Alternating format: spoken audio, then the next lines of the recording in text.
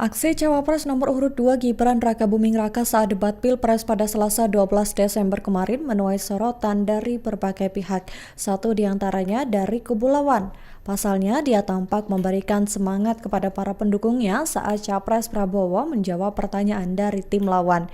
Debat kala itu berlangsung begitu panas. Gibran sampai terlihat berdiri dan memberikan tepuk tangannya. Alhasil, Komisi Pemilihan Umum atau KPU memberikan teguran kepada Gibran, namun Gibran sudah menyampaikan permintaan maafnya. Terkait hal ini, anggota Dewan Pakar Tim Nasional Pemenangan Anies dan Muhaimin, Bambang Wijoyanto, angkat bicara. Ia menyebut apa yang dilakukan Gibran layaknya orang yang suka menonton supporter bola, sehingga dia dinilai tidak bisa membedakan mana yang seharusnya direspons dengan heboh.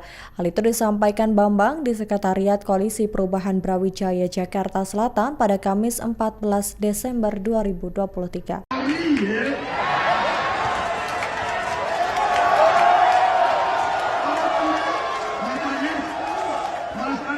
Saya tidak punya apa-apa. Saya sudah siap mati untuk negara ini. Baik. Waktu Anda habis, Bapak, dan selanjutnya